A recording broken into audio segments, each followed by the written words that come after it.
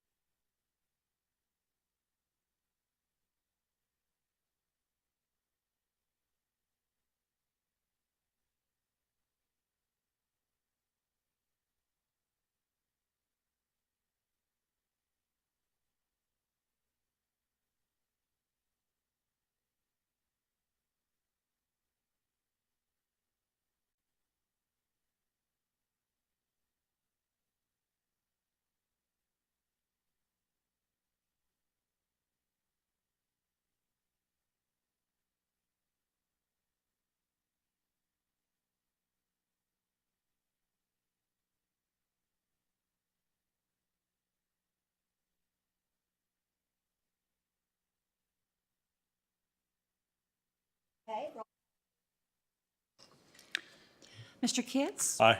Mr. King? Aye. Mr. Fidzikowski? Aye. Ms. DeMotts? Aye. Mr. Grafsky? Aye. Ms. Spohn? Aye. Chair Biggs? Aye. 7 ayes. Okay, and then we're going to have a motion to certify that reads, whereas the Board of Supervisors of Montgomery County has convened a closed meeting on this date pursuant to an affirmative recorded vote and in accordance with the provisions of the Virginia Freedom of Information Act, and whereas Section 2.2-3711 of the Code of Virginia requires a certification by the board that such closed meeting was conducted in conformity with Virginia law.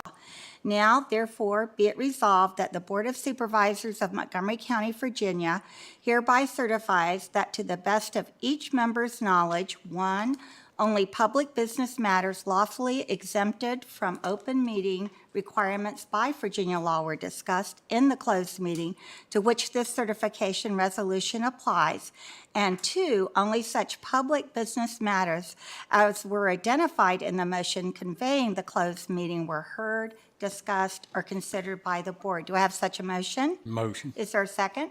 Second. Roll call, please. Mr. King? Aye. Mr. Fidzikowski? Aye. Ms. DeMotts? Aye. Mr. Grafsky? Aye. Ms. Spohn? Aye. Mr. Kitts? Aye. Chair Biggs? Aye. 7 ayes. All right, and now it's time for our meeting in this part where we have our moment of silence and our pledge led by our county administrator, Ms. Hill. Please rise for a moment of silence, and then I will lead us in the pledge.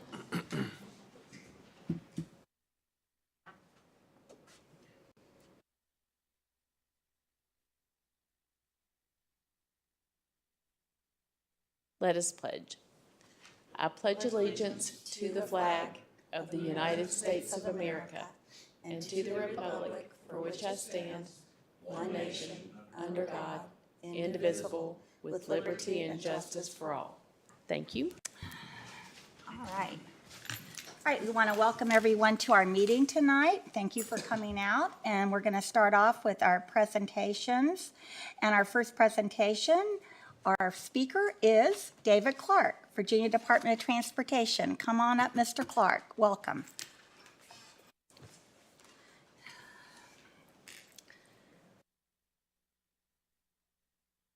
Yeah, hit your, yeah.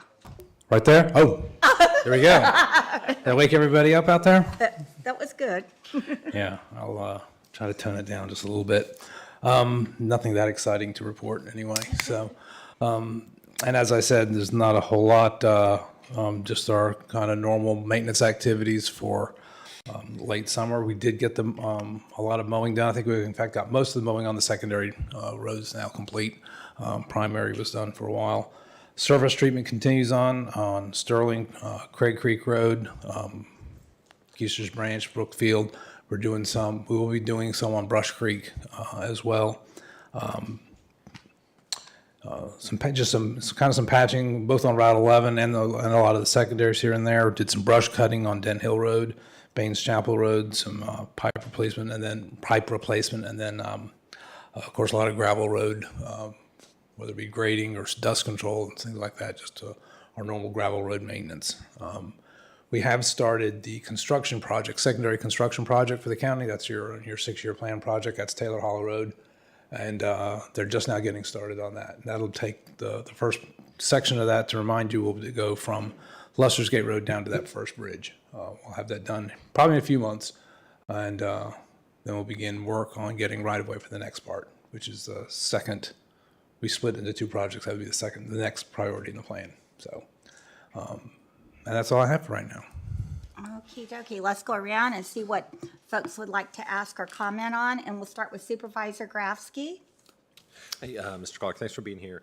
I was contacted by a citizen with questions about Lick Run Road, and just acknowledge that it's been patched a lot over the years, but just the road itself is in pretty rough shape, and at some places, like the road is starting to sag at the culverts and things like that. And he would just appreciate somebody. Well, one, I guess, do we know if it's on a schedule? I don't know if it's on next year's schedule or not. I can take a look. Okay, that'd be fantastic. And see. If not, we probably ought to take a look and get it put on there. Okay, thank you. Okay, Supervisor DeMotts. I also have a request from a citizen. They wanted me to bring up the issue of herbicide use along Route 460 that has killed the plant material along both sides of 460 on the outsides. They further went on to talk about other methods of managing plant growth in the roadway, but specifically requested information about the herbicides used to treat both sides of 460. I can get that information. That's one of the things we have to use to control a lot of the growth. We've been just fighting a battle against, as you guys know, on brush and everything everywhere. And herbicides is one of the things we have to use. We just can't afford to cut it all. Don't have time to cut it all. That kills the growth, deters future growth. And it's just one of several tools we have for managing just the amount of brush we get creeping into the roads all the time. And I know it doesn't look great, and it's kind of scary having stuff sprayed, but it's all done by crews that do nothing but that. I mean, that's their job. And we've had several calls into our office about it too, that we've been answering on that too. But I can find the mix if that's what you're looking for. That would be fantastic. I've been asked a couple of times about it and have just, and it's been very recent. So I think maybe some chatter is going on amongst people right now wondering about it. We did Indian Valley Road to the Floyd County line, and that's one of the ones that we did quite a bit, and we got some calls on that one. Okay. Yeah, if you could get some information to us on what is used, that'd be great. Thank you. Okay. And Supervisor Bone? So one of the residents sent in an email that you were forwarded. Do you have, are you going to have railings there? Can you explain what Taylor Hollow Road is going to be like? Because they're nervous that people are going to just slide right off. Yeah, road. there wasn't a plan originally for a guardrail, but we can certainly look at a certain spots on there.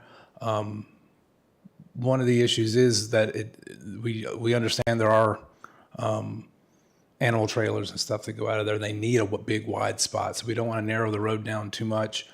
We don't want to create a fixed object, which guardrail is, that would be, maybe not as dangerous as going over the edge, but there's lots of instances where a car might hit guardrail just because they're close to the edge, and it wouldn't have been a rollover accident or anything, and now they've got a dent in the car and we've got a dent in the guardrail that wouldn't be there. So we take very seriously the placement of a guardrail because we know we are putting a fixed object there. It's more of an issue on high-speed roads where you would get a deflection of a car from guardrail, maybe into oncoming traffic. That's probably not the problem on Taylor Hollow. But we have put it in places where it's been very narrow, where it has been hit or glanced or rubbed, where maybe not, and maybe even cause some damage that wouldn't have others. So we got to look very carefully at it, is the bottom line.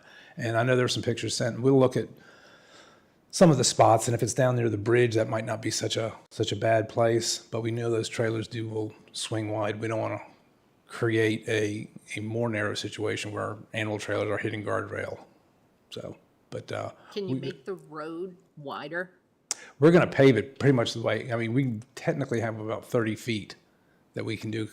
This is on a prescriptive easement. It's not on right of way, so we only have so much we can work with. But can you build up the shoulders in any way? Yeah, and that's what we're going to try to do in there. In fact, they're talking about ice and stuff, so I think any kind of sliding would be to the inside, not the outside. So that would help as well. And the whole curve, the whole first curve, that's a blind curve, any chance that can be extra wide? That's what we're going to do. Yes, that'll be probably a little bit. It'll be wider than probably, but I don't think we're going to get a lot of complaints if we go over the 30-foot prescriptive easement because this road, it's not used by any of the property owners. We're going to try to go as wide as possible there. That will be plant mix asphalt, which would keep it as it wouldn't be as slippery in the summertime where you have loose gravels and stuff. The rest of it will be that, but that will also keep ice off of it. If we put some of the plant mix asphalt on there, it'll melt quicker than if it was, and you can put salt on it. And then I got a call about Bishop Road. So they're starting to have they've always had a problem with speeding cars.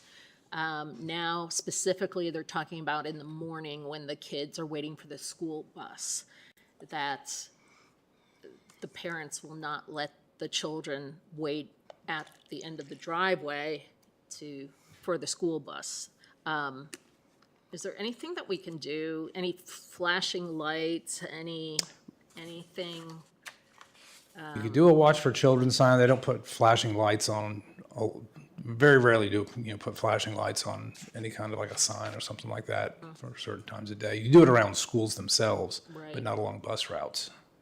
Is there a particular reason why we had flashing lights on that sign by the Roanoke exit for the trucks not to turn around before that first curve? There were, and I'm not sure if there are, I haven't been that way in a while, but there were flashing lights on that sign for the trucks. There's no But not turnaround. use North Fork. Oh, Yeah, not there's no turnaround beyond that point. if you were to take North Fork Road at exit 28 and go Yeah. there, okay. I didn't realize we had flashing lights on. They might have been portable ones that were done. No, they look yeah. pretty permanent. I'll check and see, but generally we don't put flashing lights on those kind of signs either. So I'll work with the sheriff to put the speed checking device there. When I talked with you a couple months ago about potentially the county buying some of those speed things, is there any chance that we could, and how much would they cost? I don't know the cost of those, but those are allowed to be put up where it says your speed is, and Yes. so kind of alerts drivers. Like Town of Blacksburg has one coming in off South North Main. Main. Yeah, Yeah. If you could that tell could be us the done. Yeah, price. we might have a number on that. We don't buy them, but we can check with some. We have vendors that have those in their catalog, Sure. so I can find out what they are. Bishop We're Road. working on with Floyd to do kind of the same thing on Route 8. That would be great. Thank Okay. you. Okay, Supervisor Kitts. Okay, and thanks for coming today. So I got a few things here. One, what's the schedule on the painting on Pepper's Ferry? Because they kind of did a little bit Yeah. sloppy, and then they kind of turned around and left, and now it's just kind of sitting there. Yeah, I don't know. I'll have to check and see when they're coming back on that. We've got a couple calls on that, especially with some of the speed. The passing zones on there has been a question. If that comes up, it's because the passing zones are changed due to the new speed limit on there. So that changes some of the available passing zones. And I had seen where they had started the paint, but that's all. It's all part of the contract, and they have a certain number of days to get it done. Okay. While we're on that road, and I called Angie the other day about it, but the timing for the light at Pepper's Ferry and Price's Fork in the evening. They're checking all those. We've had several of the lights. We've had issues with timing on that one and the one at the at Cambria and North Franklin as well. The one there in the evening time the other day was all the way up to Jade, from the intersection all the way back to Jade. It was like, I want to say between 48 and 53 cars on a single light in the afternoon with nothing going any other way. So, and it's been a problem in the evenings. So it hasn't been a problem during school time, just for some reason, it's just in the evening time. In the evenings, and it's backing up towards Christiansburg. Mm-hmm. Yeah, toward Jade. I know where Jade Road is. Yeah, it was all the way past Jade last time. Flashing light coming up for, and I know I brought this up before, and I'm a big one on just reiterating. Yeah, we're going to keep talking about this one. The one on Arsenal? Yeah, we're looking at that. That's going to be using your county safety money. One thing we are going to do, since we're out cutting a lot of brush, is going to try to talk with that property owner. I doubt they'd mind, but if we're going to try to intermediate to cut some brush in there so you can see the light from a greater distance, and that'll Okay. help a little bit too. And the last thing for me is Crab Creek, because I haven't been back down there, but I didn't go down there. You haven't. I'll take a look tomorrow morning because Okay. I think I'd it's doing appreciate fine. For a lot, they haven't told me anything, but I think it's the slab is doing fine now. okay. All right, thank you very much. That's all I have. Okay, Supervisor King. Start with, I want to tell you, I appreciate you coming out in my district, cutting back that brush. We could use some of that spray if you want to spray. Yeah, it I out know there. some people don't mind the spray and not spraying at all. And we'll bring up again Tyler and Stanley. Yes, we're trying to. We've got an idea on that. We got looking at right of way. Right of way is actually kind of interesting in there because I think part of that is old 600 right of way. We went back and looked at some of the deeds, and we're going to try to see what's VDOT right of way, what's not. Maybe if there might be a pipe already underneath there that's got buried with something, but we're working on that. All right, thank you. And one other thing, I get a lot of questions on this. What they building down here at the park and ride? I can't remember what it is. Someone asked me that before, and I don't know what it is. I told him you would know. I I said, don't. watch the meeting, because he's going to know. No, I don't. Thank you. Yeah. Okay, Vice Chair Fidzikowski. It's a body shop. It is for cars. Oh, you talking about right in front of the parking lot? Yeah. Yeah. Steel up? Yeah, that's what it is. I would have got it on multiple choice. I just couldn't remember. Thank you for doing the road treatments down in my district. They're looking good. I've never seen that type of gravel used before. It's looking a little different. I noticed it in Brownish and dusty. Just whereas, normally it was clean, but it works great. The road looks very good. Only complaint I've gotten from a citizen is the back when we used to get rain, some washout onto Old Town Road right there at the intersection of Ryan Road. Quite a bit I of know, it. yeah. Quite a bit of it in the roadway there. So somebody could take a look at that, and that's all I got. Thanks for coming. Okay, and I sort of have an interesting request from a citizen. This involves Catawba Road where it crosses Indian Run. Are you familiar with that? Evidently, there's a creek there and there's like a need for, this citizen feels like guardrails because there's been accidents there. So what he sent me was 898 Virginia. And then he said, he sent me the exact coordinates. Do you want the coordinates?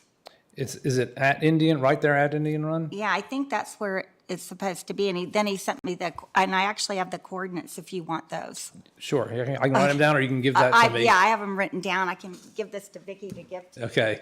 I've never had.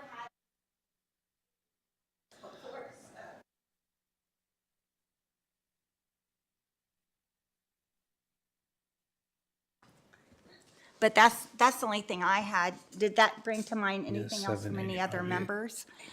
I think that's an 898 Virginia 785. 785 is the route number for Catawba Yeah, Road. okay. So that's the address number. So that's Okay. good. Thank Okay, you. I didn't recognize the name Indian Yeah. Run as a street name, but he's Yeah. talking about where it crosses Indian Run Creek. So Thank there's you. probably a culvert there or something like that that could Yeah, use I think guardrail. what had happened is he had seen some accidents there over time. Yep, I can It take was a look near at his that. home, yeah. Okay, that's the only thing I had, and I want to thank you for coming tonight, and thank you for taking care of all of our business. All right, we try. Thank you very much. All right. Okay, so that leads us next to the Montgomery Museum of Arts and Histories. They're here to talk about a capital program, and welcome Casey Jenkins.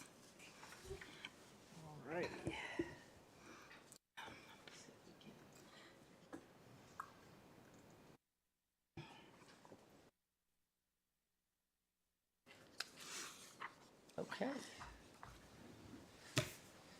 Okay. All right. Good evening, everybody. My name is Casey Jenkins. I'm with the Montgomery Museum of Art and History. I appreciate the opportunity tonight to speak to you guys about the museum operations, particularly as it relates to our capital campaign and activities related to that, and also a tie-in to the Virginia 250, which you may be familiar with, celebrated on a local and state level, and a grant opportunity that the county museum have a unique ability to partner on tonight. So we're going to run through that.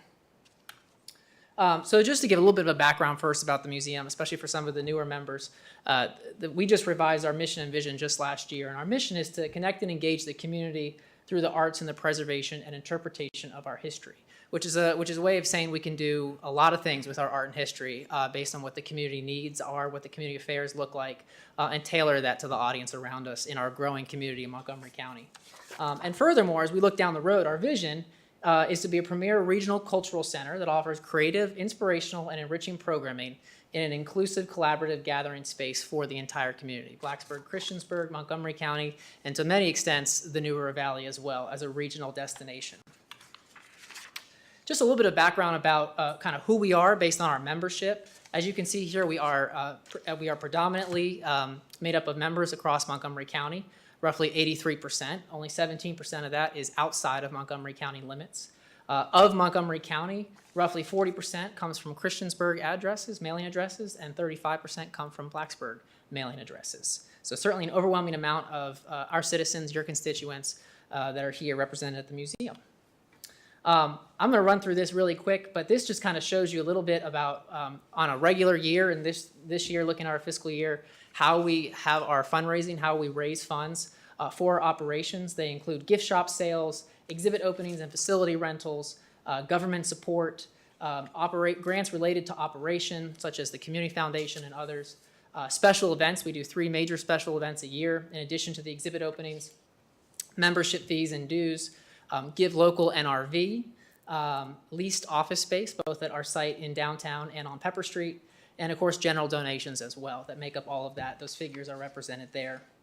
And all of that is going to pay for the expenses for how we operate, our building and all that. So what is that specifically? That goes to our building maintenance, repair work, maintenance contracts that we have on our former bank building, utilities, insurance and liabilities, special event expenses, exhibit expenses, gift shop inventory and consignment, office expenses, and of course, people, which is always your greatest asset for your overhead. So a lot to keep track of and stay afloat as it relates to meeting those expenses, but then hopefully exceeding that from a revenue standpoint.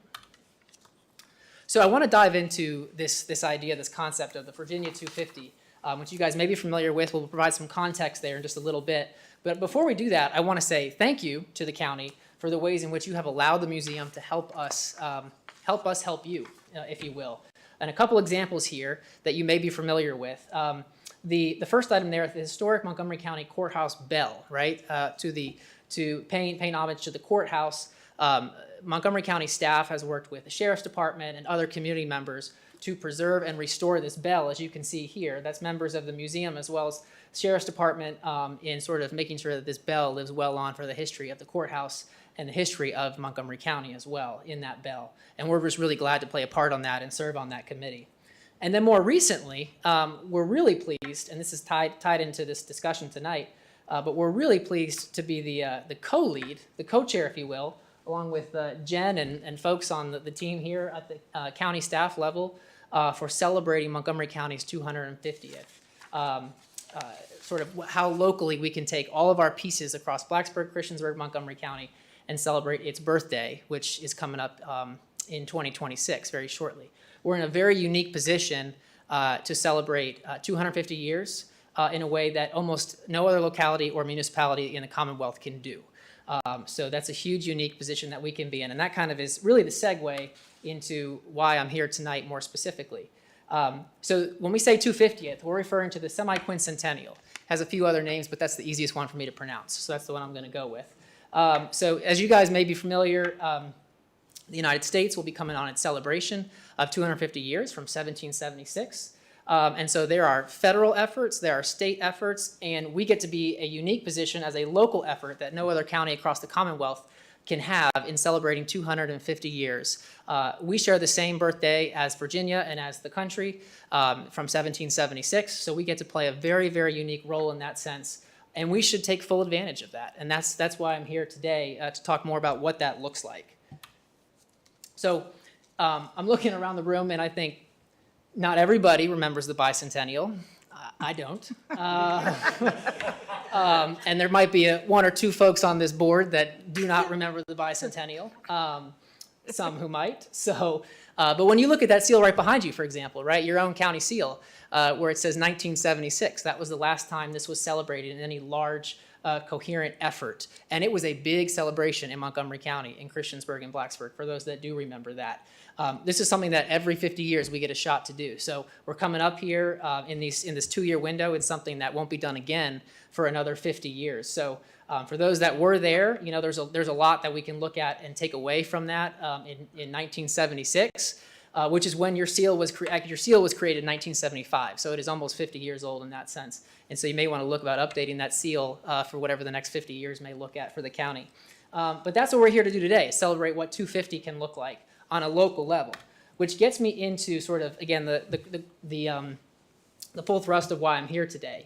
To give you some background, this past year, Governor Youngkin's office, along with Department of Historic Resources, budgeted $20 million from the FY 24 to 26 budget, $20 million to be allocated to municipalities and history or organizations and history museums to celebrate Virginia's 250th across the state. And so again, we're in a unique position to do that, and the state recognized that and is taking full leadership role in what that can look like. They formed the Virginia 250 Commission at the directive of the governor's office, and so this product of $20 million has been issued for, again, museums and organizations and cities across the state to take advantage of.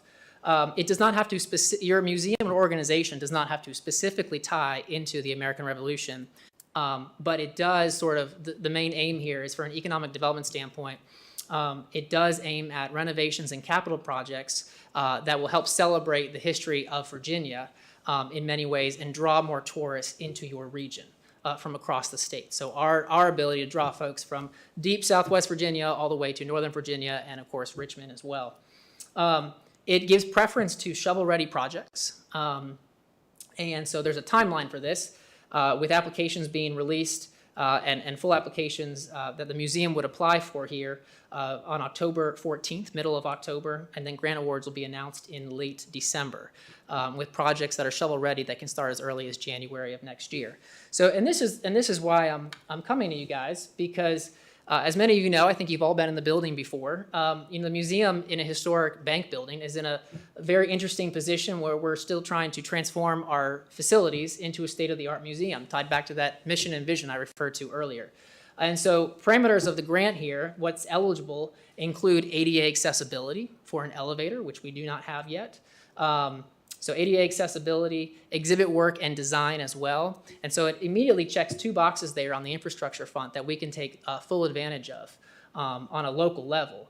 And what's even more sort of impressive here with this grant is, again, what specifically we can tie it back to.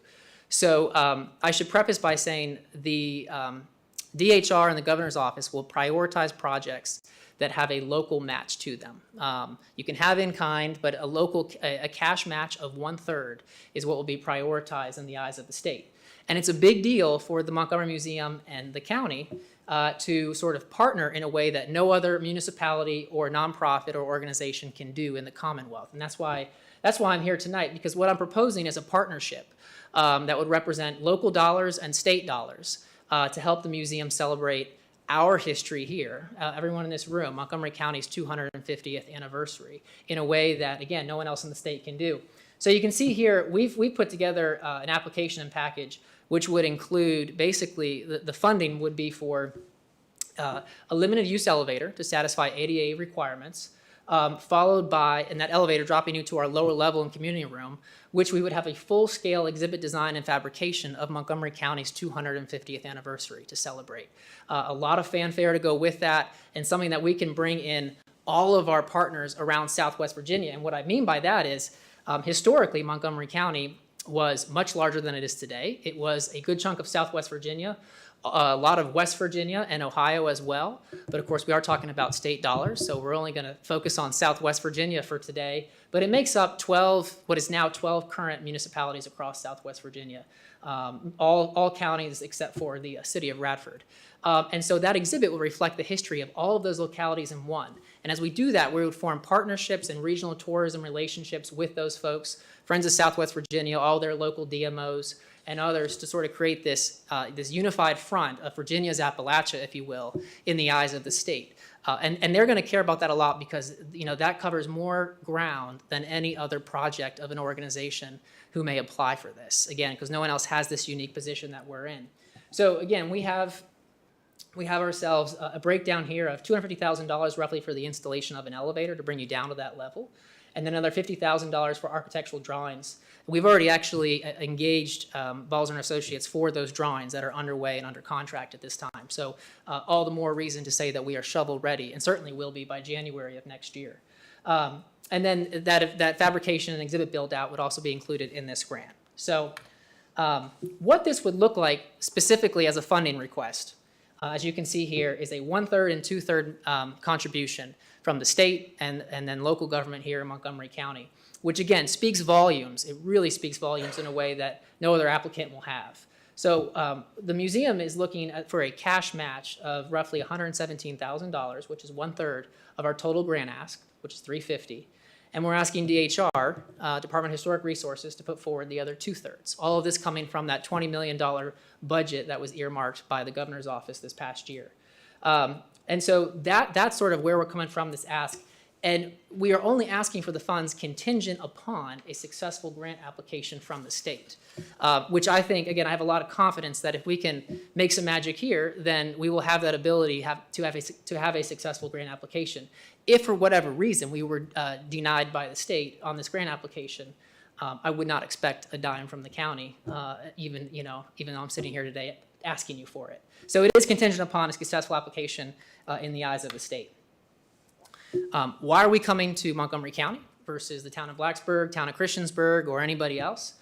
Well, really because history says so. We're not talking about the anniversary of Blacksburg or Christiansburg. We are talking about the anniversary of Montgomery County, 1776, for the county's formation. And so that's why it makes a lot of sense, particularly in the eyes of the state and Governor Youngkin's office, to partner with the local municipality here in Montgomery County. And there's a unique marketing opportunity here to bring in tourism and dollars into our area, again, as far as Wise County, Washington, all the way down southwest, but from Richmond and Northern Virginia, to see how Montgomery County is celebrating 250 years in a way that no one else can. So Access MC 250, which is the title of the application there. And so that really speaks a volume for the two of us to partner in a way that no one else can. As far as the museum goes specifically, this grant, if we're awarded and the funds being allocated to the elevator and also the exhibit design, though, it would satisfy the remaining ADA compliance that we have in place, or that is needed at this point. I think you all have been in that building and you know what the lower level looks like. We've done a lot of work to refurbish that, make that a state-of-the-art meeting space, education lab, and exhibit space, but we don't have an elevator to make that inclusive to everybody who wants to visit it. And we've had to turn many people away, unfortunately, due to mobility issues there. So that's a big reason why this is important, and your help would be drastic in that sense. And again, it puts a spotlight on Montgomery County for visitation across Southwest Virginia and Richmond in particular, for those metropolitan areas, to understand what we're doing and really appreciate the history of what we have in Montgomery County. And as I said earlier, this is not going to happen for another 50 years. So as far as grant opportunities like this and the partnership with the state. So I think it's a really unique position that I would love to capitalize on. And I'm almost done here. This just kind of shows you a bit more about our timeline, starting back from 2021, when we had plans to move into the building. And again, since that time, have transformed it into a state-of-the-art museum. But when we moved in, one of the first things we did was received a $100,000 planning grant from the Appalachian Regional Commission, which basically furnished a business pro forma, a 5-year plan, and helped us envision where we are today and still where we're going. And so that was a huge lift with ARC to put that together as a planning grant, and really helped us, again, inform where we are today. As I mentioned earlier, that lower level that we're talking about now has a full education and digitization lab, which was a grant funded by the Virginia Museum of History and Culture. And it's also, a great conference space now. It has all the facilities needed for a conference and meeting space. And our local Corning plant, along with the Corning Foundation in Corning, New York, helped secure nearly $20,000 to make that part of the lower level possible as well. So, and in those 3 years, we've raised over $1.25 million in total toward the building purchase and other enhancements of capital projects at this point. So we're really, really proud about where we've come from in just a few years. 2024 year to date, HVAC phase 1, which the county was very generous in helping us with previously, as you guys may be aware. That has actually, with the county's help and in private funds, we were able to finish that. And this week, we have that completed. You guys may have seen the large crane over our building a few weeks ago and getting that secured. But HVAC phase 1, which was a total of roughly $320,000 to complete, will be completed by the end of this week. So we are very excited about what that means for the museum in terms of climate control for our exhibits. We've also, since January alone, in the last 9 months, have raised our own private funding of $250,000, roughly $250,000 in private funds that we plan to use for HVAC phase 2, which is the secondary units on the building, and that will then completely finish all of the HVAC issues that we've had in that building. And that building's 1964, so we're dealing with a lot of a lack of control that the HVAC will fix for us in getting that project done. So we already have we're going to be under contract shortly because the funds are already committed, all in private funds of over $250,000 for HVAC Phase 2. And as you continue to look here, the deliverable timelines for June 2026. That's when we need to have all this finished for the 250th celebration. So this particular grant, the Virginia 250 Preservation Grant, awards are announced in December, and then construction of work can begin as early as January.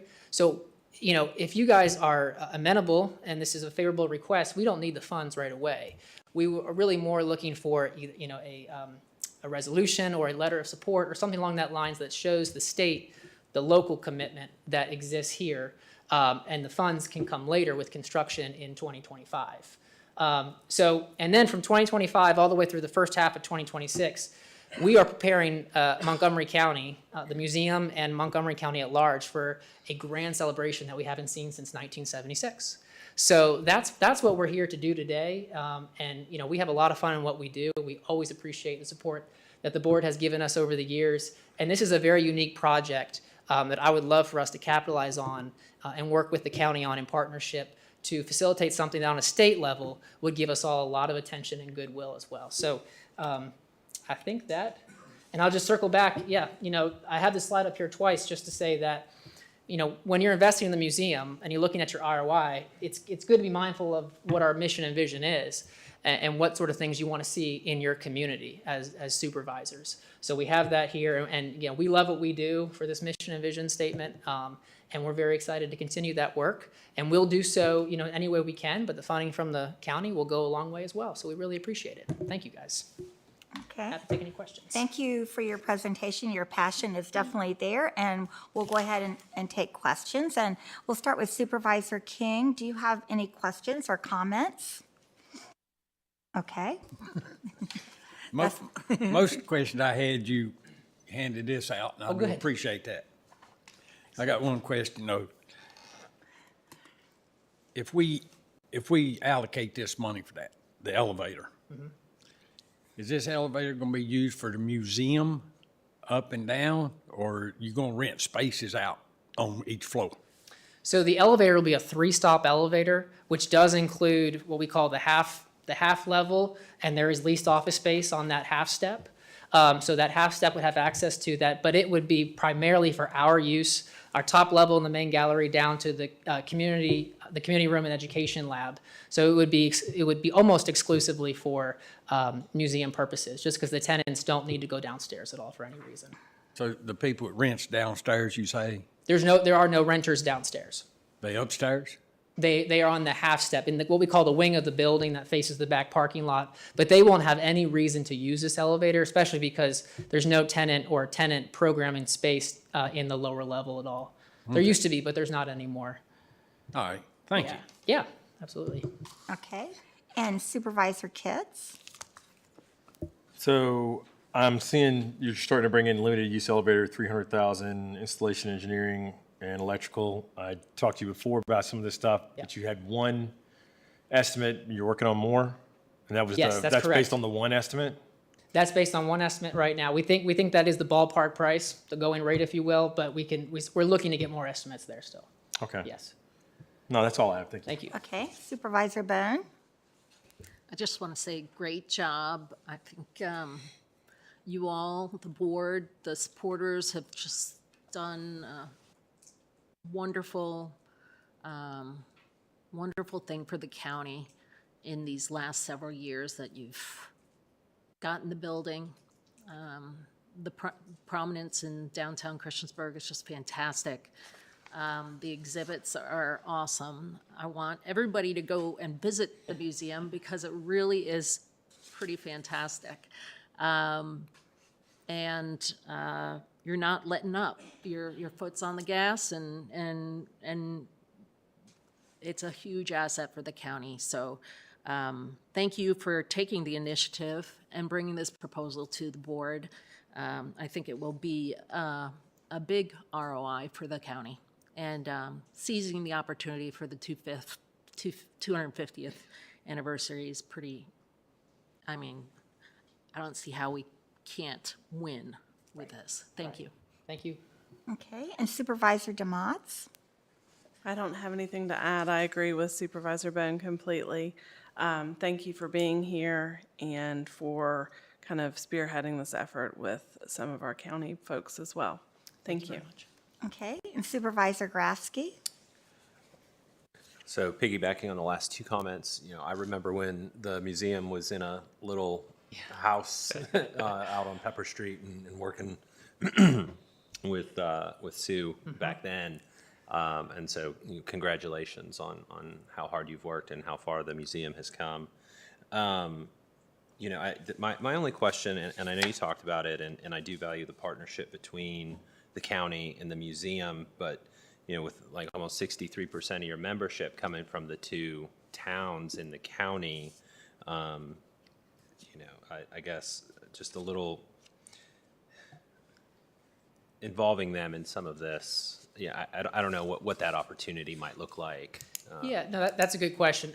The two towns and representatives of the towns would be involved from a planning standpoint, especially just in sort of, since there's so much overlap, making sure that those representatives, the organizations in those towns, and then local officials as well, get a say into what the celebration looks like and how that plays out in real time in 2026. More outside of our brick and mortar, but more that what they're doing, sort of underpinning Montgomery County to make sure that they're bolstering the efforts at the county level for 250. Okay. Yeah. Okay. Good question. All right. Thank you. Okay, and Vice Chair Fidzikowski? You all have done an outstanding job raising money.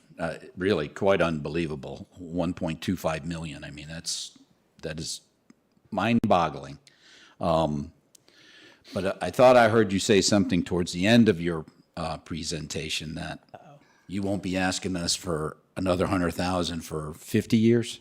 I don't know if I want to go on record for that one, but no, to tell you, without the county support, we wouldn't be able to leverage the other momentum that we've received at this point, and so it truly means a lot. Yeah. Yeah. Well, you all do a good job on what you get, and you make your dollars go very far. So that's very impressive. So that's all I got. I know Todd and Steve. I know well, I think the whole board is all about skin in the game, right?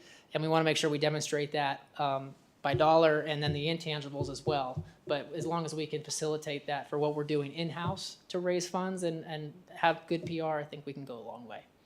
So, thank you. Okay. Well, speaking as one of those older folks, I remember when the house on Pepper Street was a very rundown house with lots of junk in it. I remember all that before it ever became the museum. So what I want to say is I am so impressed with, what folks did before you were even involved, and then since you've been involved, and the way it's expanded. And I have been to the museum at its new location. It's wonderful, and the events that you have are so good and so educational. So I hope we can do this. I hope the state can see to it that we get that part of it. But as far as our board, is there consensus among us to be in favor of trying to connect if they can get it? Okay. Okay, well, Very much. thank you very much. Any other questions while he's here? Okay. Thank you, guys. Thank Thank you very you. much. And thank the board members for coming. Yeah, okay. All right, then. All right, so next we have listed 2 public hearings. And so I'm going to open up the first one and have, I guess you're going to do it, Justin, right? You're going to talk about the special use permit for Foster Ridge Path. And then we'll see if anyone wants to speak from the public. All right. Well, good evening, board members. It's good to be with you. As Chair Biggs noted, we do have a request for a special use permit. This is located on Reiner Road at 3035 Reiner Road, and it is a request to allow a restaurant with a gross square footage of 2,000 square feet or less. Here are your vicinity maps. Again, the property is located between the town of Christiansburg and the Reiner Village. The zoom in here, you'll see it's located right on Route 8. And in the aerial, you'll be familiar with this property. It's just across Route 8 from Sinkland Farms. The parcel is delineated there in yellow for you. It's an existing two-story historic dwelling. The zoning map on the right, you can see that all of the area here is zoned A1 agricultural. This hatched area here is indicating an AFD district. So a summary of the request is to allow a restaurant with 2,000 square feet or less of gross floor area in the existing vacant residential dwelling. The proposal is for a coffee shop to be located on the first floor of the building. The coffee shop would offer specialty drinks, bakery items, sandwiches, and other retail items. And there's a breakdown there of the square footage that would be utilized within the space: 435 square feet for dining area, of that total 1,180 square feet of indoor space. And then there's 262 square feet of outdoor porches for access. The applicant does propose including an ADA restroom, a supply area, as well as places for merchandise, a register and display area. No commercial kitchen is proposed, again, because they're going to be doing light fare there, and no table service will be provided at the restaurant. There will be 2 employees. That could change in the future depending on the growth of the business. The applicant estimates approximately 24 patrons each day, and hours of operation Tuesday through Saturday of 7 a.m. to 2 p.m. Here's a floor plan showing you how the space would be laid out. This is the existing entrance off the front porch into the foyer area. The room to the left will be utilized for their register and their merchandise area, and then the large area here on the right would be used for dining. You can see the area where the restroom would be located, as well as an ADA access here off that back porch. Merchandise and supplies here, and then the small kitchen in the rear. At this time, there is no use proposed for the second floor. Here's a concept plan again, Reiner Road here. There is an existing gravel driveway that would be brought up to VDOT standards for that entrance, and then a parking area will be created. That would have to be an all-weather surface. You can see here they've included a dumpster for trash, and that would be screened per county code. And then the existing dwelling, which would be converted into the coffee shop. And then they are proposing a small sign on Route 8. Here's some images. This is Route 8 looking back toward Christiansburg. Again, Sinkland Farms across the street. This is that existing gravel entrance that would be paved leading into the parking area. And then Route 8 looking back towards the village and Floyd. This is that existing structure and then that gravel parking area as you're looking in from Route 8. So the applicant anticipates no new generation of traffic, instead actually serving the pre-existing travelers along Route 8. As I mentioned, the applicant will upgrade the entrance to VDOT standards. Route 8 currently has an average daily traffic volume of 11,000 vehicles per day, and VDOT, when reviewing the application, took no exception to its approval. And the number of patrons that it was going to be serving did not trip the threshold for turn lanes or a traffic impact analysis. In terms of infrastructure, the parcel is currently served by 1 private well and 2 existing private septic systems. Public water, sewer service are not available in this area, so they would have to rely on those private systems. The applicant is currently working with a site engineer and Virginia Department of Health to ensure that those systems would serve the purpose of the use. And they're also working with VDH on any permitting that would be required for the restaurant use.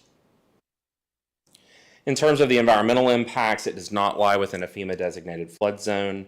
Landscaping would be required because this would be a commercial use against potential agriculture or residential properties, so they would need some landscaping, but that would be addressed at the site plan review phase. Trash receptacles will be utilized to deal with any garbage. There is no increase in noise that's anticipated, and they don't propose any additional lighting on the site. So this area is located within the Rural Comprehensive Plan designation. However, it is located outside the village limits. Commercial uses are generally discouraged unless they're compatible in scale and intensity with other rural land uses. In the evaluation of the application, staff determined that there was no threat to public health, safety, or welfare, and it does encourage entrepreneurship and small business startups by county residents. And those are those relevant comprehensive plan sections there for you. So again, in our analysis, the proposed concept plan and the proposed use would provide a unique asset to the Reiner area. The proposed use is estimated to attract existing travelers on Route 8 and would not add any additional vehicles to Route 8. The applicant is, as I mentioned, currently working with the Virginia Department of Health for approval for the use and working with VDOT on any upgrades to the entrance that would be required. The Planning Commission held its public hearing. No citizens came forward to speak at that time, and we have received no correspondence from any citizens about this request. And at their meeting, they recommended approval on an 8-0 vote with 1 absence. So the Planning Commission does recommend approval with the following conditions. The site shall be developed in general conformance with the site plan dated July 1st. Typical hours of operation shall be 7 to 2 daily. Any exterior lighting installed on the property shall be designed to prevent glare onto adjacent properties and comply with dark sky friendly standards. A basic site plan would be required showing landscaping, screening, parking, and other requirements, and that would have to be approved prior to any permits being issued. The dumpster area shall be enclosed and screened from view. A land use permit shall be obtained from VDOT prior to issuance of any county permits, and approval shall be granted by VDH prior to the issuance of any permits. As I noted, we didn't receive any comments from the public. However, we did run our ads in the news messenger. A placard was placed on the property. However, we may have additional folks here this evening to speak on the request. We do also have the applicant here with us this evening, as well as the property owner, if you have questions for them. But I'll take questions from staff at this time. Okay, thank you. All right, I'm going to go to Supervisor King first because this is in his district. I don't have no questions. I was at the planning commission meeting, but Thank you. Okay, Supervisor Kitts. No, I have no questions. Thank you. All right, Supervisor Bone. What happens when or if the owner wants to upgrade it to be a full restaurant? They have to come back for another SUP, or what do they have to do?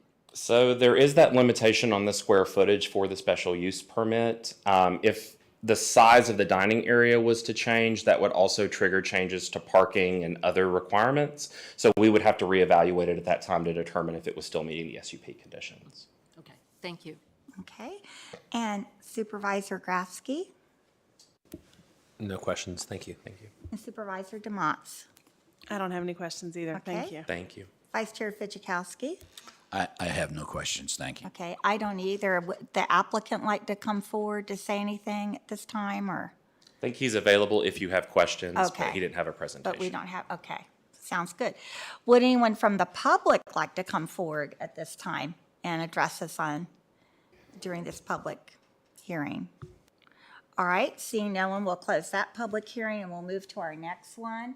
And the next one is our ordinance to amend assessment fee for the law library from $2 to $4. And remember, our county attorney, Mr. McMahon, brought this to us. Would you like to say anything about it? Just briefly, I think maybe a couple years ago, the state law changed to allow localities to go up from $2 to $4. And talking with Mark Magruder, the $4 would put the county budget at about even as to what we're spending. Okay, so we'll open up the public hearing to see if, well, first are there any questions for Mr. McMahon? Because we discussed this earlier. Is there anyone from the public that would like to come forward during this public hearing that is open now? Okay, seeing no one, we'll close that public hearing. And that takes us to our public address time. And we usually have a sign-up sheet that was available before the meeting for citizens to sign up to speak. And following the speakers that have signed up, members from the audience may address the board. All comments must be directed to the chair and the board from the speaker's podium at the front of the room. And it's our time to listen to your concerns. We do not reply to questions during this time. So when you come up, just state your name and where you reside. You'll notice that there's a little box on the podium there. And what happens is you'll have 4 minutes. And after 3 minutes, a yellow light will come on, meaning that you have 1 minute left. And when the red light comes on, that means your time is up. And if you have any written statements and/or information for the board, you may leave it with our board clerk down there, Ms. Sweeney, at the end. And we'll welcome our first speaker that has signed up. Warm welcome back to Mr. Chris Tuck, former board chair and member of the Board of Supervisors.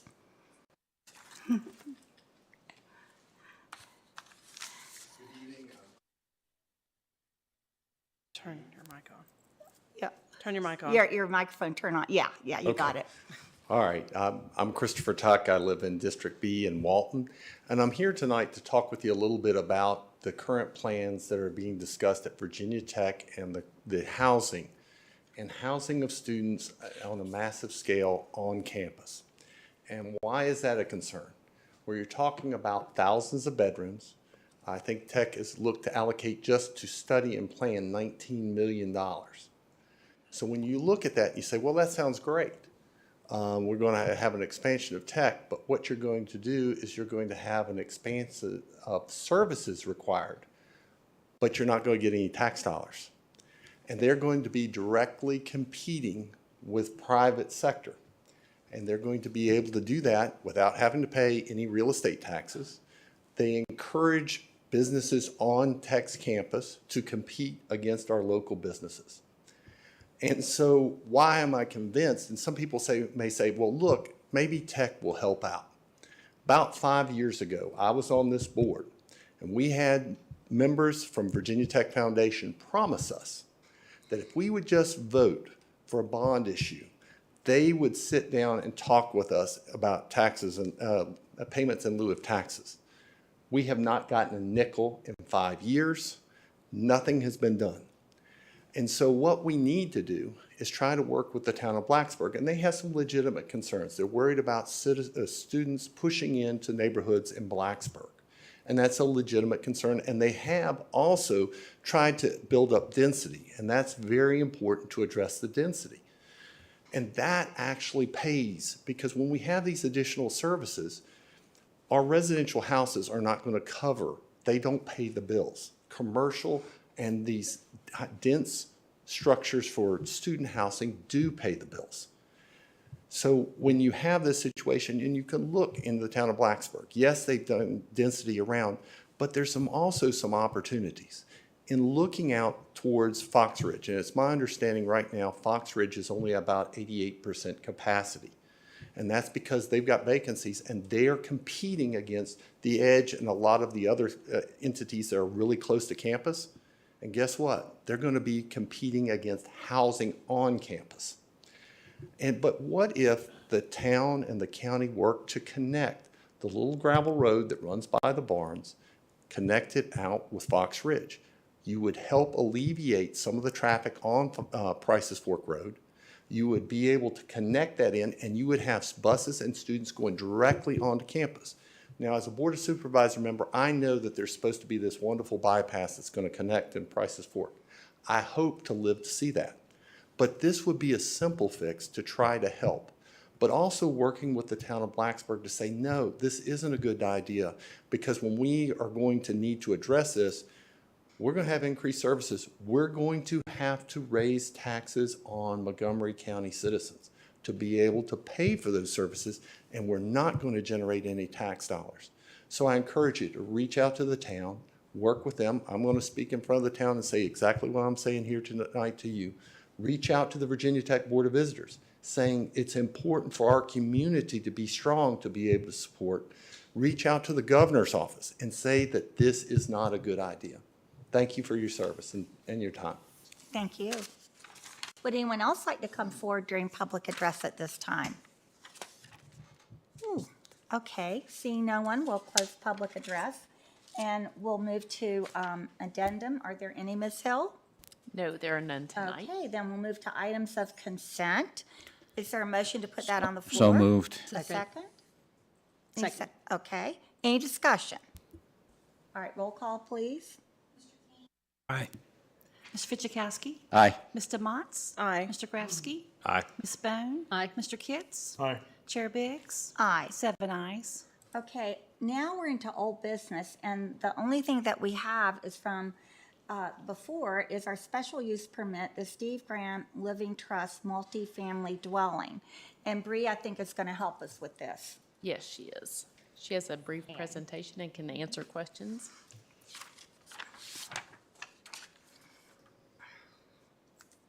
Good evening. So last meeting, I don't know why that says 2021, it was not that long ago. You all discussed a rezoning to planned unit development commercial for this property. That was approved along with a special use permit to allow a contractor service establishment. You did defer the special use permit for the multifamily dwelling units in order to obtain some additional information. Since that time, we have received some additional information. Sewer easements have been signed with 3 property owners, so there is now a definite sewer access. Those easements do tie them back into the main line, so they can provide that to the property. They have also submitted examples of potential building facades and examples of floor layouts for the apartments. They submitted several of these examples of the buildings that could be built. The upper level would be the apartment units. And then the lower level would be the contractor service establishment or the retail area spaces. Here are 2 more. And then for the simple floor layouts, these are the 1-bedroom. You can see this here. The bedroom is separate. And then they also have the studio apartment or efficiency type apartment. Balzer did evaluate it. They did determine they could get up to 35 units on site within the 2 buildings using the upper levels. Steve Simonis is here. He can also answer any questions you have. He might have some additional information for you. But that is all I have for you tonight. I'll answer any questions I can. Okay, well, let's start. Are there any questions to ask to staff? Or would you rather have the agent come up and then ask? All right, I don't see any from right now, so we'll have the agent come up. And then we'll probably have some questions. Good evening, Steve Simonis with Balzer and Associates. Bree touched on the big points, but we did take seriously the comments we heard from you all a couple weeks ago, went back. The images that we provided, very similar to what we did in our first part of the application, showing what the buildings may look like for the commercial spaces and James Ulmer's shop there for Back to Nature. So what we try to do is look for some of that agricultural feel like we talked about that day with a 2-story element. You know, there's a lot of different architectural feels in this, but the biggest point was to show we can put, you know, the 2nd floor on this and have it look and feel as part of the community, and not, as we talked about, you know, truly a standalone multifamily building. As Bree mentioned, we did go back through and actually lay in unit types. We looked at efficiency units, which are the studios. We looked at a true 1-bedroom unit. We actually looked at 2-bedroom units as well. And depending upon the configuration, the unit mix, everything that we look at in those, we could either get all those units in the 1 building on the right-hand side, which was James's, with a long leg that goes back. We looked at actually getting it just in the leg and not in the front part of the building that would run parallel.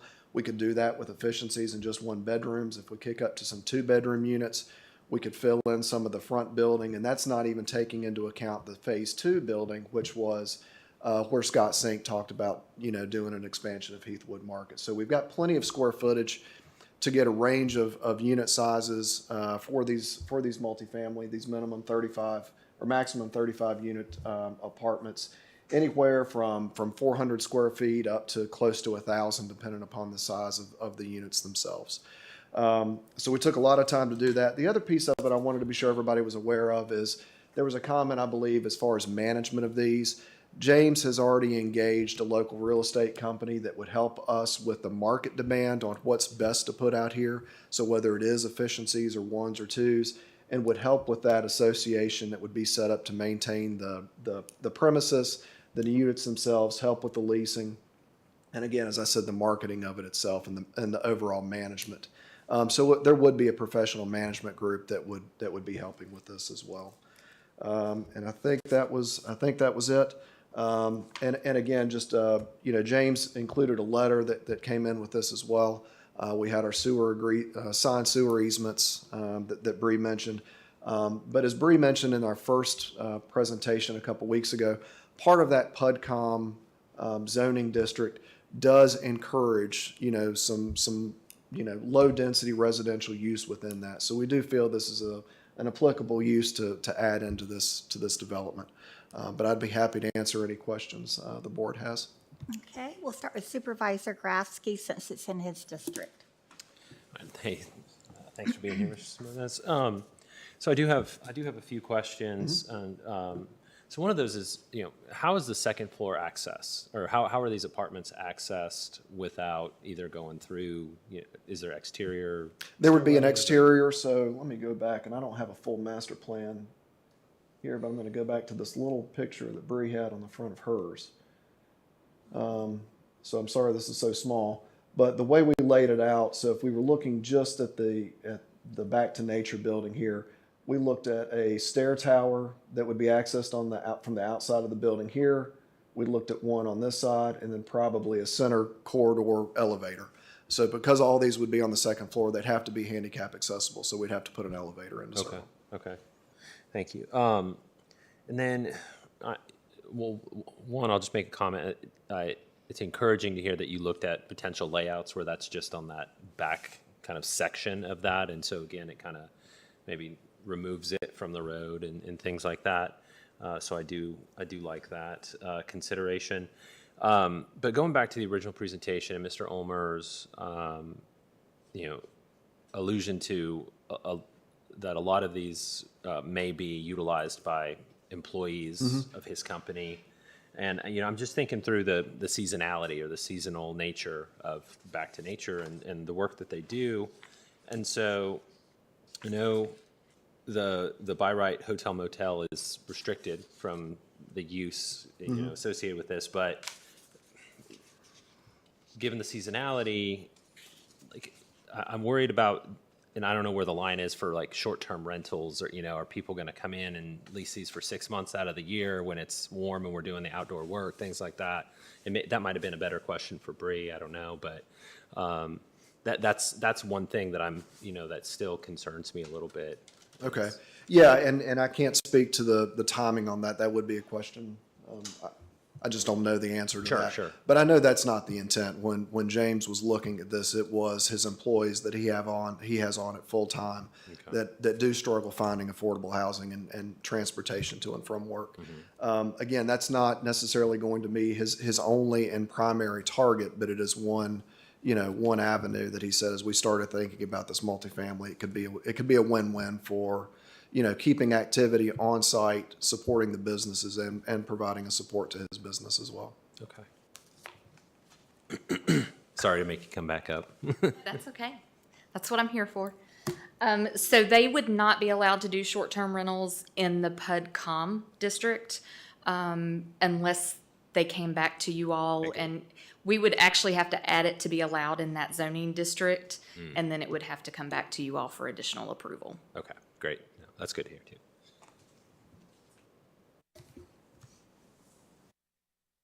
All right, that's all I have. Anything else? Okay, Supervisor DeMonts. This is probably a question for Bree. Can you define, sorry. Can you define short-term rental? Is that 30 days? Or? It's 30 days or less in our ordinance. Okay. Yes. Thank you. That's all I've got for you. Maybe I'll need you again. My primary concern the last time this was in front of us was sewer. And I read through the easements. It looks like they're all signed, executed. Yep. Yes, ma'am. And so my primary concern has been resolved. And I'm comfortable moving forward. Okay, and Supervisor Bone. No questions, thank you. Okay, Supervisor Kitts. So I think everybody knows my opinion on this and putting it in there as a homeowner. So this is towards you. But I'm going to stay with that, and because I'm not going to keep elaborating on the same point. So Okay, just leave it at that. Supervisor King. I have no question, but I'm comfortable with moving forward. Okay, and Vice Chair Fidzikowski. Yeah, I thought the whole project looks pretty good, but I heard something tonight that I didn't hear last meeting, and that is, you're going to put apartments over both buildings? Not necessarily. We had it in there that it could be over both buildings. Yes, sir. Okay. It's really just going to depend on the layout and the mix of the units. I think James would like to be able to provide most of them, if not all of them, within his building here. But it would have that ability on the second one as well. Yeah, see, that's where I have an issue is we don't know. It's going to be up to the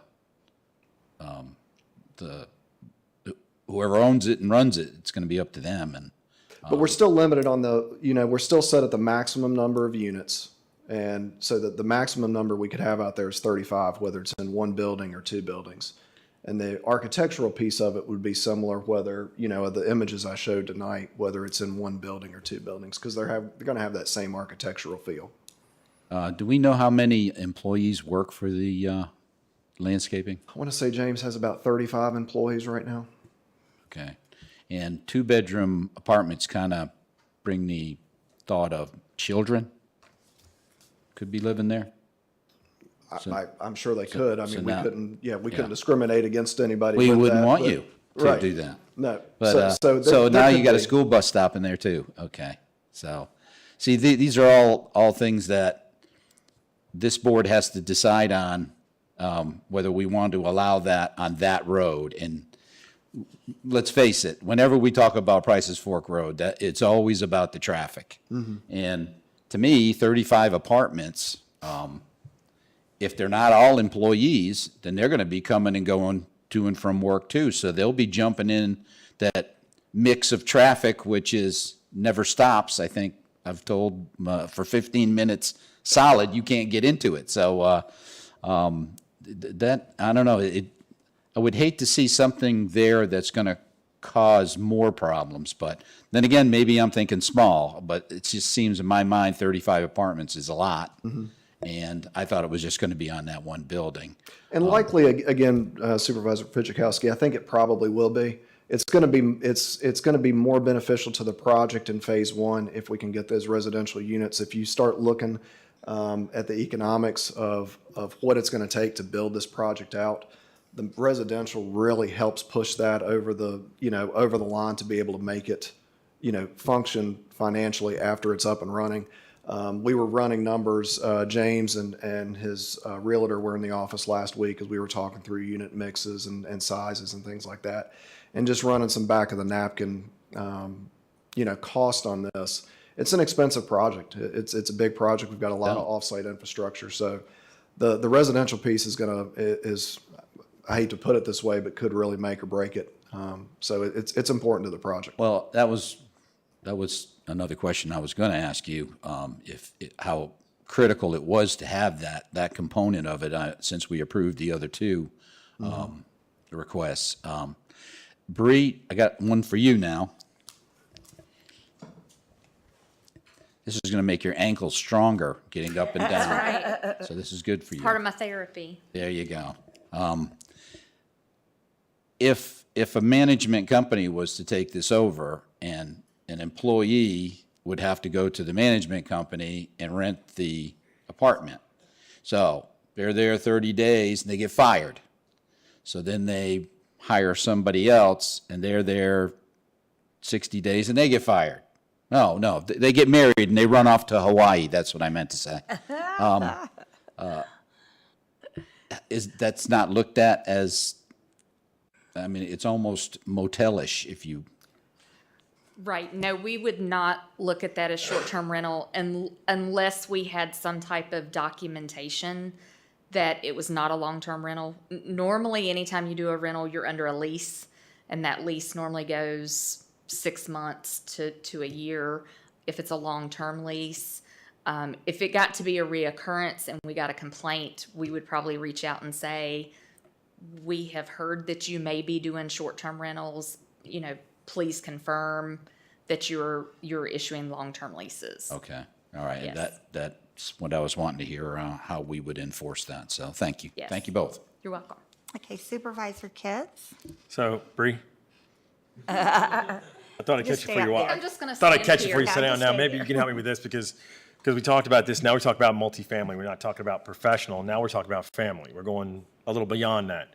So now we're talking schools, school buses, and a school stop. And how do we handle that? Because that's a business parking lot mixed in with residential semi-so, and this is new to me for this one.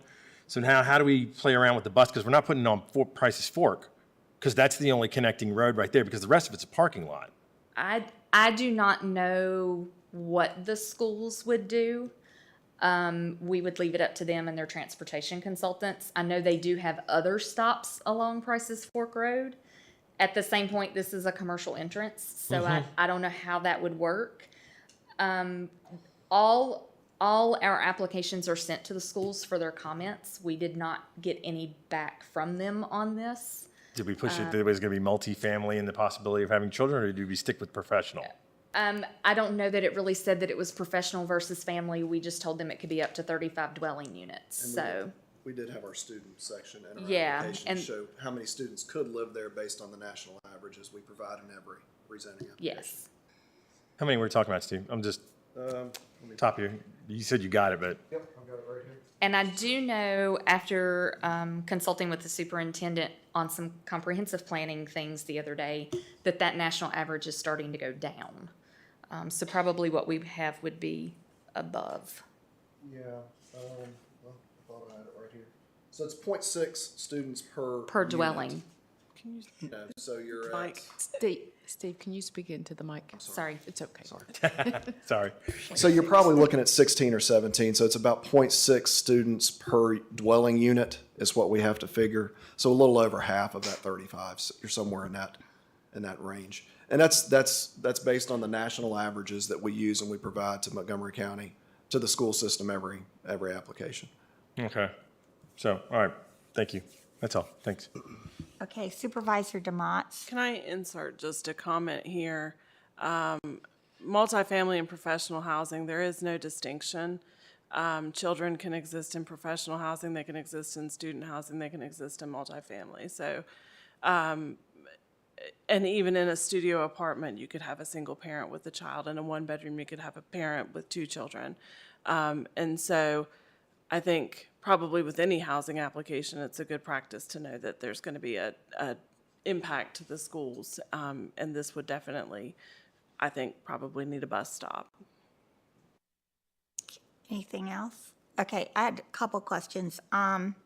What's to prevent this from being rented out for someone to rent out the apartment as a football apartment? They just come for the games. So let me back up a minute and explain.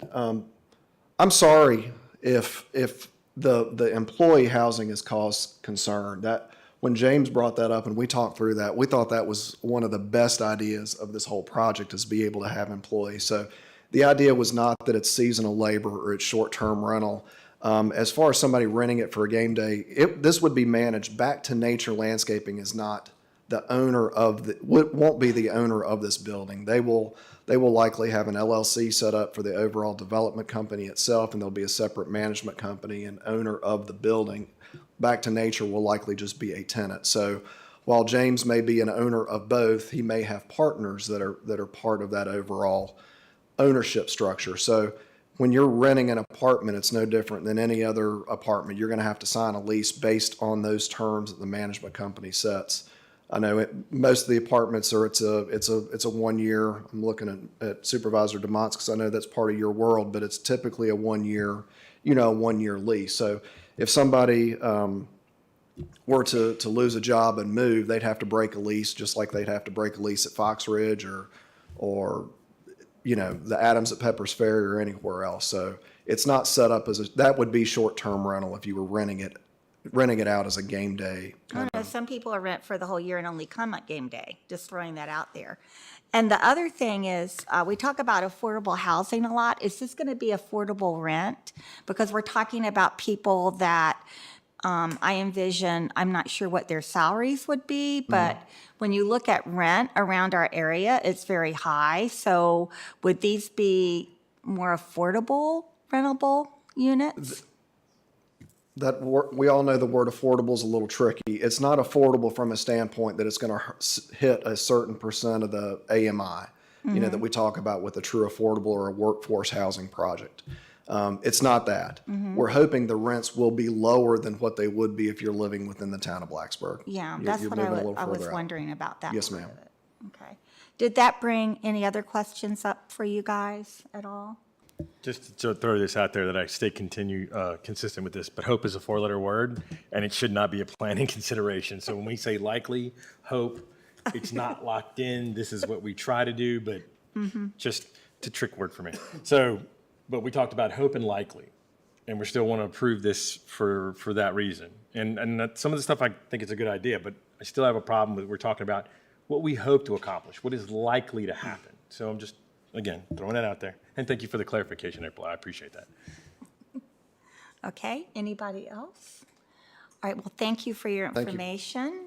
All right, so now we're looking at this in order to vote on it tonight. Is there a motion to put it on the floor? I'll make a motion. Okay, is there a second? Second. Any further discussion? All right, roll call, please. Mr. Fidzikowski? Aye. Ms. Demotz? Aye. Ms. Bone? Aye. Mr. Kitts? No. Mr. King? Aye. Mr. Grafsky? Aye. Chair Biggs? Aye. I have 6 ayes, 1 no. Okay, so that will take us now into new business, and we have numerous items there, and we'll start off with what we just had earlier, the special use permit for the Foster Ridge Path Restaurant on Reiner Road. Motion. Is there a second? Okay, second. Any discussion? I just want to say one thing. These, they have several other businesses, and you need to look at them because they're immaculate. They keep their stuff really nice. Good to know. They do. They keep everything nice. Thank you. Okay. Roll call? Ms. Demotz? Aye. Mr. Grafsky? Aye. Ms. Bone? Aye. Mr. Kitts? Aye. Mr. Fidzikowski? Aye. Mr. King? Aye. Chair Biggs? Aye. 7 ayes. All right, next we have the ordinance that we talked about amending the law library assessment fee. Is there a motion to put it on the floor? Motion. Is there a second? Okay, any further discussion? All right, roll call, please. Mr. Grafsky? Aye. Ms. Bone? Aye. Mr. Kitts? Aye. Mr. King? Aye. Mr. Fidzikowski? Aye. Ms. Demotz? Aye. Chair Biggs? Aye. 7 ayes. And next we have our ordinance to amend the county code, Chapter 3 Animals, waive animal license fee for retired police or military dog. Do you want to say anything or move that, Vice Chair Fidzikowski? It's starting to get to be old news now. But I would make a motion that we accept it. I'll second that. Okay, any further discussion? All right, roll call, please. Ms. Bone? Aye. Mr. Kitts? Aye. Mr. King? Aye. Mr. Fidzikowski? Aye. Ms. Demotz? Aye. Mr. Grafsky? Aye. Chair Biggs? Aye. 7 ayes. And next, we have our resolution support agreement for the NRV Regional Commission financing for purchase of building. And before we move that, Ms. Hill would like to give us some info. I'll just give you a brief update about that. Kevin Bird, the executive director, came and spoke with us at our last meeting about the project that the Regional Commission is planning to undertake to purchase a building for them to be housed in. And this resolution would authorize the board to provide 2 support agreements based on how the financing of this plays out. They're receiving their bids from banks this week, and then Davenport and Company, the financial advisors that they're using, will make a recommendation, and it will go to the Planning Commission meeting on September the 26th for their approval. So in order to meet the timelines, they have requested that we approve this support agreement at this time. We would have another agreement that would come to this board and also go to the Regional Commission about, it would just be between the county and the commission because we would be backing the debt. So it would just talk about how that structure of that would be to make sure that the county had surety. If there was a problem and the county needed to step up and cover the debt, it would address that. I know that Kevin is speaking with the other members of the commission. I believe he spoke with 2 today and has got some more scheduled coming up. So that's where we are in this process. Does anybody have any questions? Any questions for Ms. Hill before we put it on the floor? No, I don't have a question, but being a member of the Regional Commission for 6 years, this is a project that they have talked about and looked for a place. And this is a great opportunity, I think, not just for the Regional Commission, but also for us to have the Regional Commission in our county. So I like that. Would you like to make a motion? Yes, I would. Motion. Second. Okay, any further discussion? All right, roll call, please. Mr. Kitts? Aye. Mr. King? Aye. Mr. Fidzikowski? Aye. Ms. Motts? Aye. Mr. Grafsky? Aye. Ms. Bone? Aye. Chair Biggs? Aye. 7 ayes. All right, next we have the authorization to hire outside firms to investigate insulin pricing schemes. And before we put it on the floor, Mr. McMahon, would you like to comment on that? You've explained it before, but any comment? Yeah, I did mention this before to y'all. There's like a national movement now for national litigation concerning insulin pricing litigation, where it's alleged that certain insulin manufacturers and pharmacy benefit managers have conspired to artificially inflate the price of insulin, and so localities have been approached, including ourselves, to see if we wanted to be involved. The cost is within our insurance, where our employees who have diabetes and need insulin to survive have had to pay increased costs, inflated costs, and the county also has incurred part of that cost too, because we cover some of their insulin price.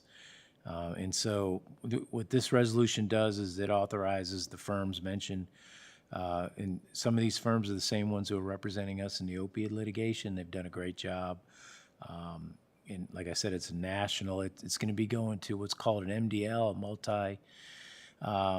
it's a multi-district litigation. It'll be taking place in federal court. It'll be in New Jersey, where the opiate litigation is also in federal court, and that's taking place in Ohio. But that's how they do it, where they kind of limit the litigation to those areas, and then with the hope that settlement will be brought about based on the outcomes of those trials. And so this resolution allows us to hire them, and then also gives them authorization to file suit on behalf of the board. Okay. All right, so any questions from Marty? All right, a motion to put it on the floor? Motion. Is there a second? Second. All right, further discussion? No? All right, roll call, please. Mr. King? Aye. Mr. Fidzikowski? Aye. Ms. Motts? Aye. Mr. Grafsky? Aye. Ms. Bone? Aye. Mr. Kitts? Aye. Chair Biggs? Aye. 7 ayes. All right, our next item is to schedule a public hearing to amend the ordinance for tax relief for the elderly and disabled that we talked about before. Is there a motion to do so? So moved. Second. And second, any further discussion? All right, roll call, please. Mr. Fidzikowski? Aye. Ms. Motts? Aye. Mr. Grafsky? Aye. Ms. Bone? Aye. Mr. Kitts? Aye. Mr. King? Aye. Chair Biggs? Aye. 7 ayes. All right, next we have our legislative priorities for 2025, and I'm going to ask Supervisor Kitts if he had anything that he wanted to bring up. No, I'm going to hold off. You're gonna hold I had off? a chance to talk with the sheriff, but I'm Okay, So- all righty. All right, so let's have a motion to put it on the floor. Motion. Okay. Second. All right, now, any further discussion? Okay, are we okay with what we're doing? All right, let's go ahead and have a roll call. Ms. Motts? Aye. Mr. Grafsky? Aye. Ms. Bone? Aye. Mr. Kitts? Aye. Mr. King? Aye. Mr. Fidzikowski? Aye. Chair Biggs? Aye. 7 ayes. And our last item is a resolution, National Suicide Prevention Awareness Month, September 2024. Is there a motion to put this forward? So moved. Second. Okay, any discussion? Very important, okay? And would you do roll call, please? Mr. Grafsky? Aye. Ms. Bone? Aye. Mr. Kitts? Aye. Mr. King? Aye. Mr. Fidzikowski? Aye. Mr. Motts? Aye. Chair Biggs? Aye. 7 ayes. All right, next we have reports, and of course, we're excited to hear from our county attorney. Yeah, I've already spoken enough, Madam Chair. I have no report. Okay, our county administrator. Thank you.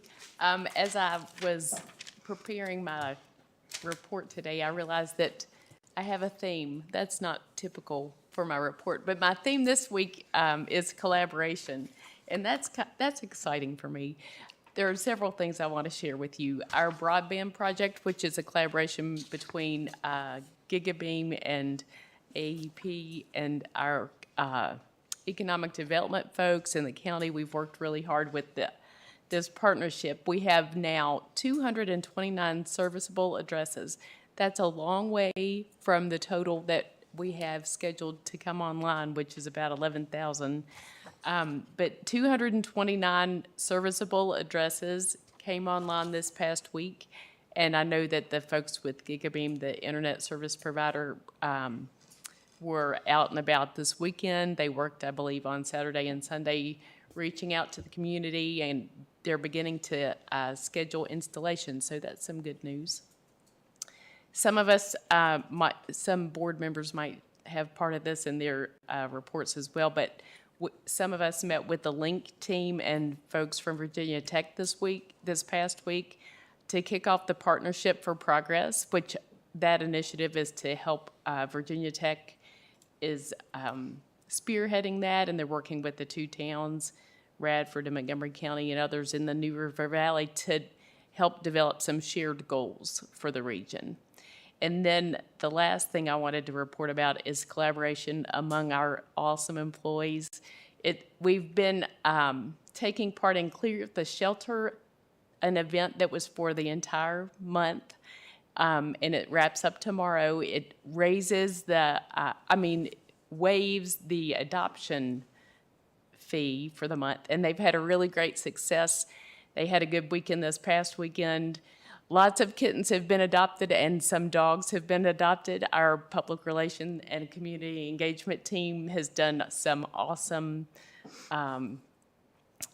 social media posts. They had a cool story about a foster dog that was at our EMS station, our paid EMS folks. And they did the story and got the post ready to go, and there was one of our employees who was in the video talking about this wonderful dog. And then before they could post it, she decided to adopt the dog. So it was just, they updated the story and then posted it. It's really great. So I just wanted to share those exciting and things that make all of us proud to be part of the county. Thank you. Okay. Supervisor Grafsky? I don't have a report this. Okay. Supervisor DeMonts? Angie stole my report again. No, I'm just kidding. I don't have a report this week. Okay. Okay. Supervisor King? They're still moving dirt at the park. That's a good report. Okay. And Supervisor Kitts? I had a chance to go watch training with our new firefighters we got down working in Elliston. And also got a chance to see Blacksburg Volunteer Fire put on a competition. So at the Blacksburg training site off of Merrimack. So just want to say that things are going really well, and it was good to see. Yeah, I heard that there's a lot more to the training site than when I first went when they had the grand opening. So sounds really neat. Thank you for doing that. Okay, Supervisor Bone. I probably shouldn't have, but I drove up through the park to see while they were constructing. There are some major, big tractor moving earth things up there that it's really impressive, as well as you can tell that they're hitting a lot of rock too. So it looks like they're doing some good work up there. Thank you. Okay, and Vice Chair Fidzikowski. I got to actually speak to one of my constituents who was having GigaBeam put their connection in. Great. Unfortunately, he wasn't one of the ones that complained about it was taking too long. That would have been nice. And I'm still waiting for mine to be hooked up. So, but it's so good to hear that it's making some solid progress. That's really good news. I stopped by also Elliston to check on our paid firefighters. After a week of being out there, I asked them how things went, and they said it was going pretty good. And I said, "Did you get any calls?" And they said, "Yeah, we got a couple." I said, "Have you had any interstate shutdowns?" And they said, "No, not yet."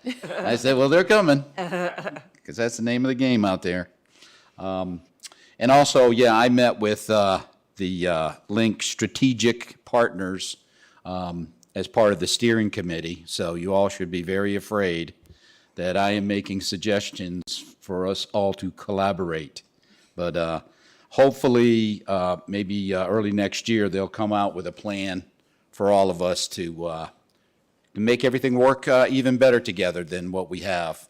What I liked about the meeting was that we not only spoke about goals that we would like to see, but we also looked back and what did we do that worked really good. And of course, the one thing that kept coming up was the regional commission's work on the opioid crisis. And that was definitely an outstanding, but there were many successes that people spoke about. So I've got a good feeling about it. That's all I got. Okay, well, to continue that theme of collaboration, I also met with the group, but I was by myself. You guys had other people. I was by myself for 45 minutes, and I thought it was interesting what Mr. Tuck brought up tonight, because some of that was in the discussion that we had with the folks. And so that's good to know that we're sort of incorporating ideas ahead of time that citizens are concerned about. So, and I like the fact that I felt like they were very active listeners from this link group, and they took detailed notes. So I was glad to see that.